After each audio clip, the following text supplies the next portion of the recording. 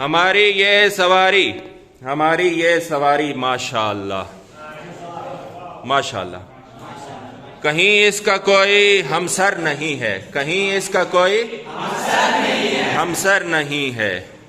وہ motor cycle اپنا ہے جس میں دھواں ہے اور سائلنسر نہیں ہے،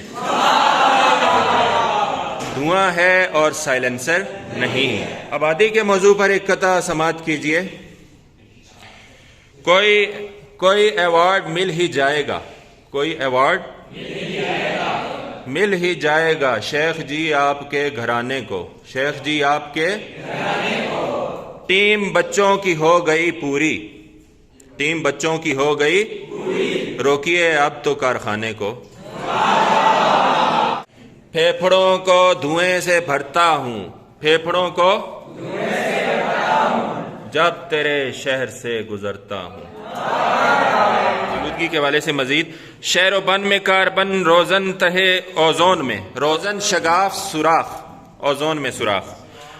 رنگ لائی ہیں گلوبل ورلڈ کی سرگرمیاں، رنگ لائی ہیں گلوبل ورلڈ کی سرگرمیاں۔ موسموں پر ہو گیا آلودگی کا یوں اثر، موسموں پر ہو گیا آلودگی کا یوں اثر، سردیوں میں گرمیاں ہیں گرمیوں میں سردیاں، سردیوں میں گرمیاں ہیں گرمیوں میں سردیاں۔ ابھی آلودگی پہ مزید شاعری سنیے۔ پانیوں میں ہی اس زمانے میں، پانیوں میں ہی اس زمانے میں ایک ذرا اتحاد رہتا ہے، ایک ذرا پانیوں میں ہی اس زمانے میں ایک ذرا اتحاد رہتا ہے۔ آب شیریں رواں نہیں تنہا، آب شیریں رواں نہیں تنہا، گندا نالا بھی ساتھ بہتا ہے۔ حسن جس رنگ میں ہوتا ہے جہاں ہوتا ہے، حسن جس رنگ میں ہوتا ہے جہاں ہوتا ہے، اہل دل کے لیے سرمایہ جاں ہوتا ہے۔ بسم اللہ الرحمن الرحیم۔ آج ہم دو مضامین کا جائزہ لیں گے۔ اس میں جو پہلا مضمون ہے وہ ہے کچھ ادب کے بارے میں۔ سب سے پہلے ہم دیکھیں گے کہ ادب کی تعریف کیا ہے، ادب کو انگلش میں کیا کہتے ہیں۔ ادب کو انگلش میں لٹریچر کہتے ہیں۔ کیا کہتے ہیں؟ انسانی جذبات و احساسات کو خوبصورت الفاظ کا لباس پہنانا کیا کہلاتا ہے؟ ادب۔ تو یہ مضمون جو ہے یہ ڈاکٹر عبادت بریلوی نے لکھا ہے کچھ ادب کے بارے میں۔ تو ادب سے انسانی جمالیاتی حس کی تسکین ہوتی ہے، ادب تنقید حیات ہے، تسکین روح ہے، تعمیر حیات ہے، انقلاب کا پیش خیمہ ہے اور معاشرے کی اصلاح۔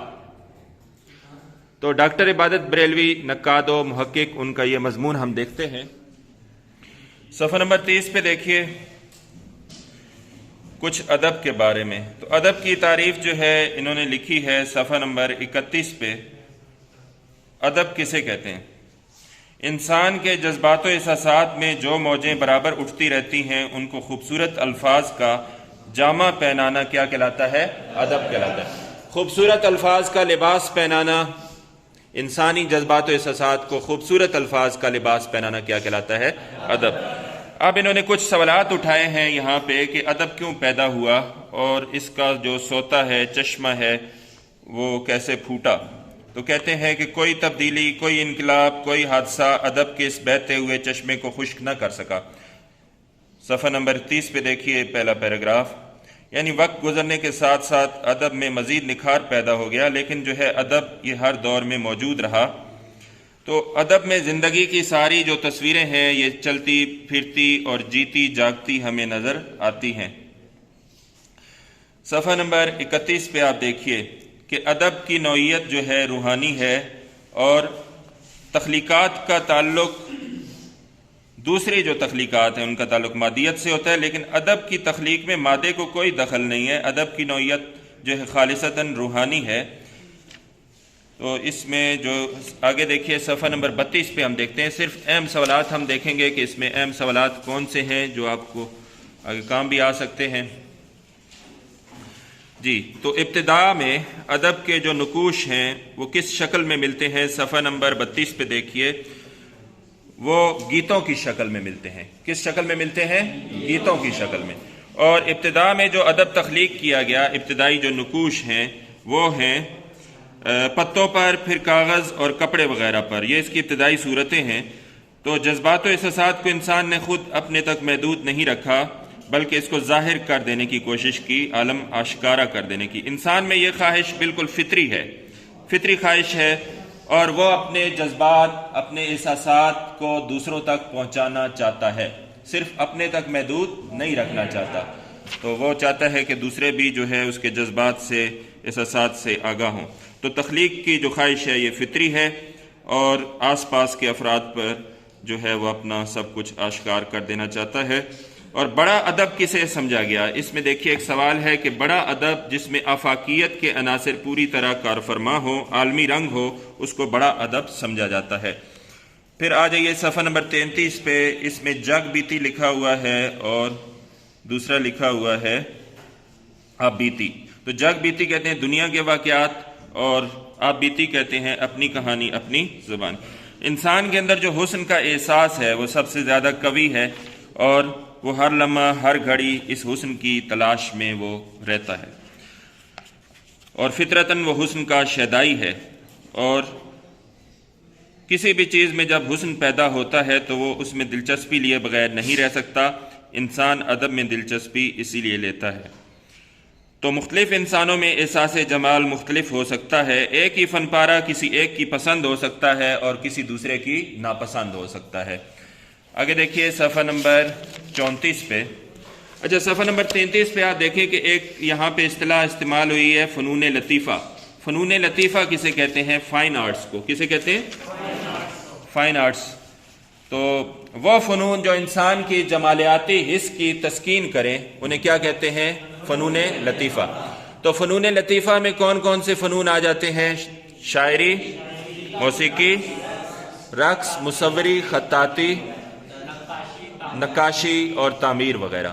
تو یہ سارے جو فنون ہیں یہ فنون لطیفہ میں شامل ہیں۔ حسن جس رنگ میں ہوتا ہے جہاں ہوتا ہے، حسن جس رنگ میں ہوتا ہے جہاں ہوتا ہے، اہل دل کے لیے سرمایہ جاں ہوتا ہے۔ یہ سوالات تنقید کی تعریف ہے، اور اس مضمون میں کن زاویوں سے ادب کی افادیت پر روشنی ڈالی گئی ہے۔ تو انسان ادب پیدا کرتا ہے تو اسے تسکین ہوتی ہے، نہ صرف اپنی ذات کا اظہار ہوتا ہے بلکہ دوسروں کا جو دکھ ہے اور خوشی اس کو بھی وہ محسوس کرتا ہے۔ ادب کی تخلیق کا مادہ فطری طور پر انسان میں ہوتا ہے۔ تو اب دیکھیے کہ سوال ہے کہ تنقید کی تعریف کریں۔ میں نے بورڈ پہ لکھا ہے، دیکھیے بورڈ پہ دیکھیے میں نے کیا لکھا ہے؟ تنقید، پرکھنا، کھرے اور کھوٹے کو الگ کرنا، کسی فن پارے کی خوبیاں اور خامیاں دونوں کا جائزہ لینا کیا کہلاتا ہے؟ تنقید۔ تو تنقید کو انگلش میں کہتے ہیں کریٹیسزم، اور جو تنقید کرتا ہے اس کو کہتے ہیں نقاد، اور جو تحقیق کرنے والا ہوتا ہے اس کو محقق کہا جاتا ہے۔ کیا کہا جاتا ہے؟ محقق۔ تو ادب تنقید حیات بھی ہے، تسکین روح بھی ہے، تعمیر حیات، انقلاب کا پیش خیمہ، معاشرے کی اصلاح بھی ادب سے ہوتی ہے۔ تو اب دیکھیے اس میں بک میں مزید کچھ سوالات۔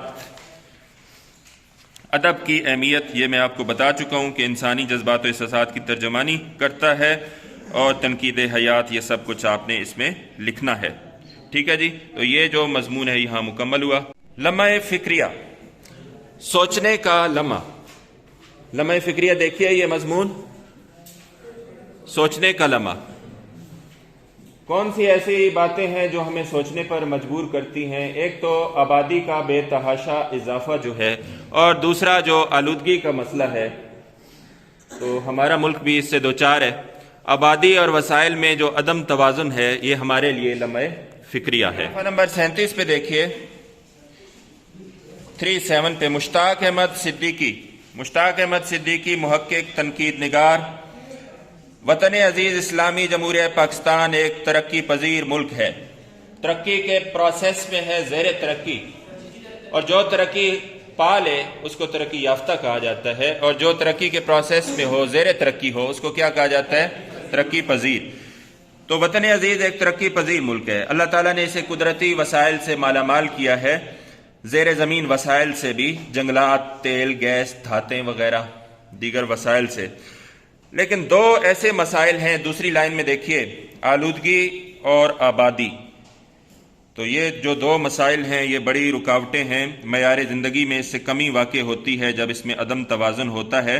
پہلا پیراگراف، سیکنڈ لاسٹ لائن دیکھیے، جو انگلستان کا مشہور معیشت دان تھا تھامس مالتھس، اس نے نظریہ آبادی پیش کیا، یہ اس کی تصنیف ہے۔ اس کا تعلق آبادی میں کمی سے ہے۔ ترقی پذیر ممالک میں بھارت، سری لنکا، بنگلہ دیش، پاکستان یہ افراط آبادی کا شکار ہیں۔ افراط آبادی سے مراد ہے وسائل کے مقابلے میں آبادی کا بڑھنا۔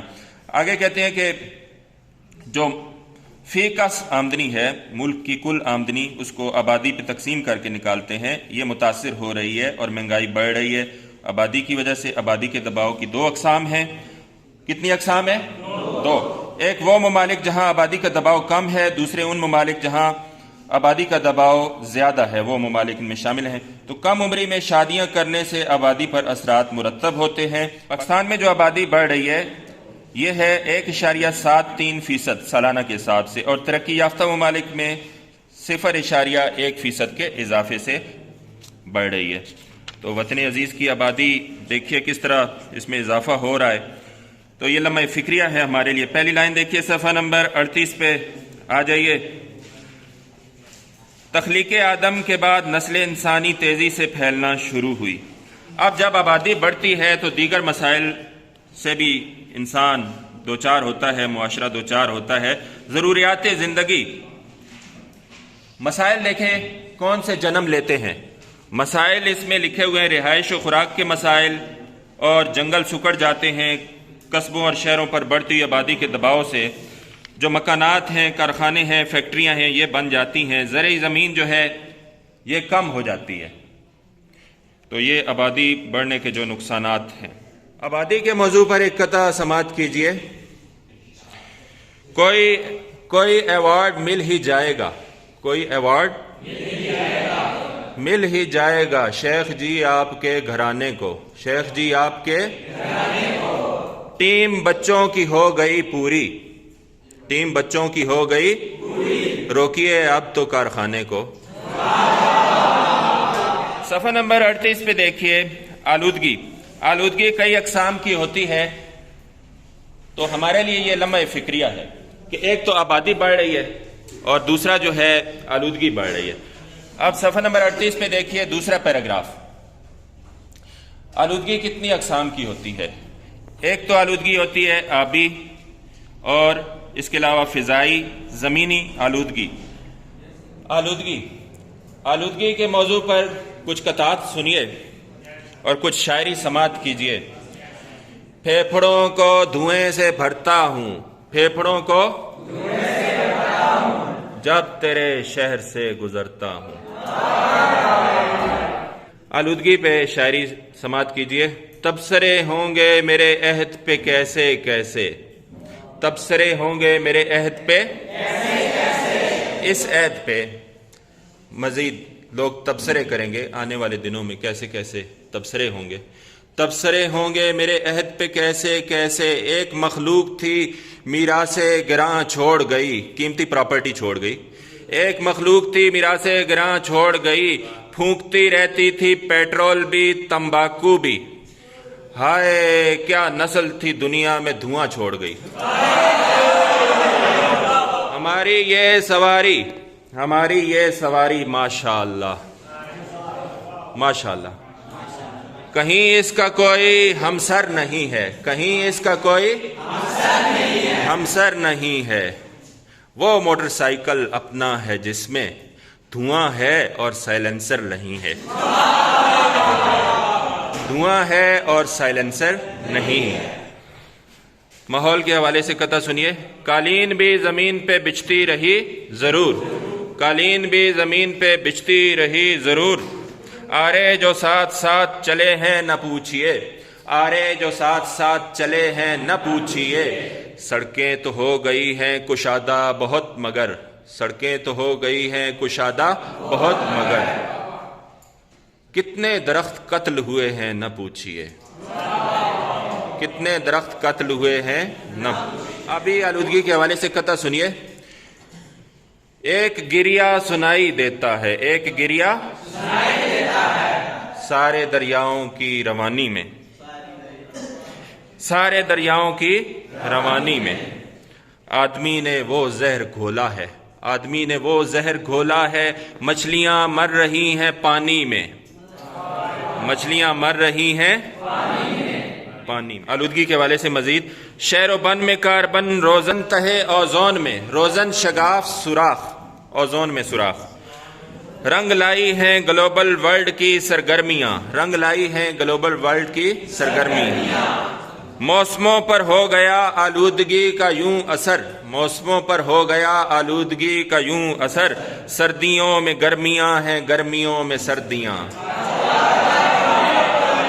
سردیوں میں گرمیاں ہیں گرمیوں میں سردیاں۔ ابھی آلودگی پہ مزید شاعری سنیے، پانیوں میں ہی اس زمانے میں، پانیوں میں ہی اس زمانے میں ایک ذرا اتحاد رہتا ہے، ایک ذرا، پانیوں میں ہی اس زمانے میں ایک ذرا اتحاد رہتا ہے، آب شیریں رواں نہیں تنہا، آب شیریں رواں نہیں تنہا، گندا نالا بھی ساتھ بہتا ہے۔ پولوشن، آلودگی، گلی سے وہ ایک بار گزرا تھا لیکن، گلی سے وہ ایک بار گزرا تھا لیکن، ہر ایک رہرو کی، ہر ایک رہرو کی دعا لے گیا ہے، گلی سے وہ ایک بار گزرا تھا لیکن ہر ایک رہرو کی دعا لے گیا ہے، اسے پاؤڈر کی طلب تھی کچھ اتنی، اسے پاؤڈر کی طلب تھی کچھ اتنی، گٹر کا وہ ڈھکنا اٹھا لے گیا ہے۔ یہ نیازی کی غزل ہے، اشک رواں کی نہر ہے اور ہم ہیں دوستو، اس بے وفا کا شہر ہے اور ہم ہیں دوستو۔ انور مسعود صاحب نے اس کی کیا پیروڈی کی ہے، کہتے ہیں کہ سر پر دھوئیں کی لہر ہے، سر پر دھوئیں کی اور ہم ہیں دوستو، اور ہم ہیں دوستو، آلودگی کا زہر ہے اور ہم ہیں دوستو۔ پاپ سنگر ہیں، گویے ہیں، ان پہ قطعہ سنیے، یہ بھی تو ایک شور کی آلودگی ہے نا، گویوں کے یہ دہشت ناک جتھے، گویوں کے یہ دہشت ناک جتھے، کہ چلاتے ہیں گانے کے بجائے، کہ چلاتے ہیں گانے کے بجائے، گویوں کے یہ دہشت ناک جتھے کہ چلاتے ہیں گانے کے بجائے، دھماکے ہیں کہ موسیقی ہے یارو، ہمیں اس پاپ سے اللہ بچائے۔ وائز جو سپیکر پہ شور شرابہ بعض اوقات کرتے ہیں، وائز حضرات، وائزین، وائز حضرات جو سپیکر پہ بولتے ہیں تو بعض اوقات جو ہے بیمار بھی ہوتے ہیں اور اس میں ہر طرح کے لوگ ہوتے ہیں، تو اس پہ قطعہ سنیے، یہ وائز کا طرز بیاں اللہ اللہ، یہ وائز کا طرز بیاں اللہ اللہ، بلند اس کا آہنگ ہوتا رہے گا، بلند اس کا آہنگ ہوتا رہے گا، جو بولے گا یوں حق کے ہمسائیگی پر، جو بولے گا یوں حق کے ہمسائیگی پر، تو ہمسایہ کاہے کو سوتا رہے گا، ہمسایہ کاہے کو سوتا رہے۔ جی صفحہ نمبر دیکھیے، صفحہ نمبر 38 پہ دیکھیے، تو یہ جو آلودگی ہے یہ کئی اقسام کی ہوتی ہے، آبی، فضائی، زمینی آلودگی۔ معیار زندگی انسان کا کیسے بہتر کیا جا سکتا ہے، تو یہ بھی ایک سوال ہے کہ تو معیار زندگی جو ہے، خوراک، رہائش، تعلیم، طبی سہولتیں، صفحہ نمبر 38 پہ دیکھیے آخری پیراگراف، دیگر اشیاء یہ مناسب مقدار میں ہوں گی تو زندگی کا معیار بہتر ہوگا۔ صفحہ نمبر 38 پہ آخری پیراگراف ہے، جتنے کم افراد کو یہ سہولیات میسر ہوں گی ان کا معیار زندگی اتنا ہی کم ہوگا۔ صفحہ نمبر 39 پہ آ جائیے، اگر زندگی کے ہر شعبے میں سرکاری اور نجی سطح پر منصوبہ بندی سے کام لیا جائے، لیکن افسوس کا مقام ہے کوئی منصوبہ بندی نہیں ہے۔ شعر سنیے، جوئے خون ہے لہر میں پر کوئی شیریں نہیں، دو رومانوی کردار ہیں، دو رومانوی، جوئے خون کا مطلب ہے خون کی لہر، پر کوئی شیریں نہیں، ہر کوئی فرہاد ہے مفلسی کے دہر میں، مفلسی کے غربت کے زمانے میں اب دیکھیے کہ نہ کوئی منصوبہ بندی ہے، نہ کوئی منزل ہے. محنت کرتے ہیں لوگ، محنت کرتے ہیں لیکن ان کو صلہ نہیں ملتا، ان کو منزل کا نہیں پتہ، نہ کوئی منصوبہ بندی ہے. آگے دیکھیے سوال نمبر 2 ہے معیار زندگی سے کیا مراد ہے؟ صفحہ نمبر 39 پہ اسے کیسے بہتر کیا جا سکتا ہے؟ تو معیار زندگی کا تعلق کس سے ہے؟ سماجی ماحول، ذہنی کیفیات، تعلیم اور اس کی شرح خواندگی، صحت، حفظان صحت کے اصولوں پر عمل، جمہوری اقدار، آزادی اظہار، سماج میں خواتین کا مقام، ترقی کے یکساں مواقع، قانون کی پاسداری اور کتب بینی مطالعے کی شرح. یہ سب جو ہے زندگی کا معیار بہتر کرنے میں کردار ادا کر سکتے ہیں. سوال نمبر 2 دیکھیے نا، سوال نمبر 2 دیکھیے.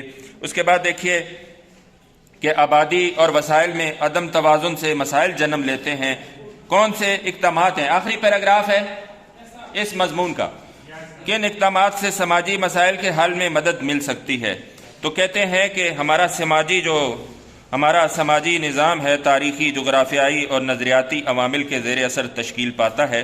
ہماری مذہبی اقدار سب سے اہم کردار ادا کرتی ہیں. دنیا اور آخرت پر ایمان، آخر میں دیکھیے دنیا اور آخرت پر ایمان، صداقت، بزرگوں کا احترام، والدین، رشتہ داروں اور پڑوسیوں کے حقوق اسلامی اقدار ہیں. تو یہ جو ہے سب اس میں کردار ادا کر سکتے ہیں.